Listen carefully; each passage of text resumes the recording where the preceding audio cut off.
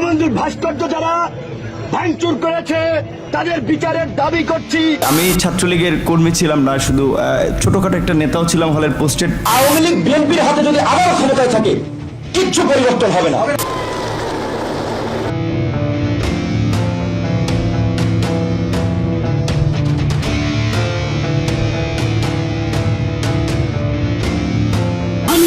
আওয়ামী লীগের এই অঞ্চলে আপনাদের দায়িত্ব নিয়ে দিলাম।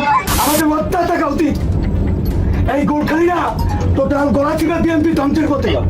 এখন বাংলাদেশে বঙ্গবন্ধুর পথ কেন্দ্রীয় নেতা ভিপি নুর। আমি এমপি ক্যান্ডিডেট ছিলাম এই জায়গায় আওয়ামী লীগ দিয়া। তার মন্ত্রিত্ব কার্যকর হচ্ছে মূলত তার শালা সুমন্দি, খালু, খালু শ্বশুর, বড় ভাই, ছোট ভাই, এভাবেই।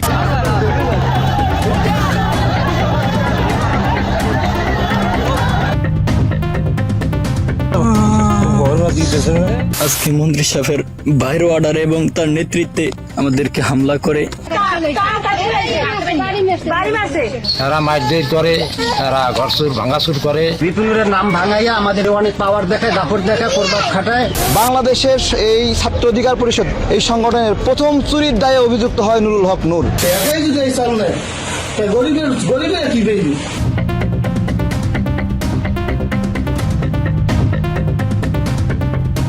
ডলি চট্টগ্রামের মেয়ে, এবং ওই মেয়েটা 15 দিন বিপিনুরের বাসায় ছিল। এটা রাজশাহী আমি।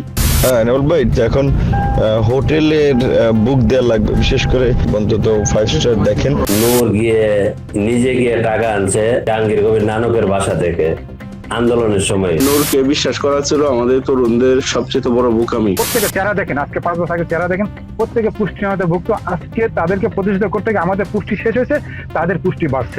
তারা প্রবাসীদেরকে টাকা কামানোর একটা উৎস হিসেবে ব্যবহার করেছে মাত্র। নুরুল হক নূরকে বাড়ি ভাড়া দেবে, সে নিজের জুতা দিয়ে নিজের কপালে বাড়ি দিতে হবে।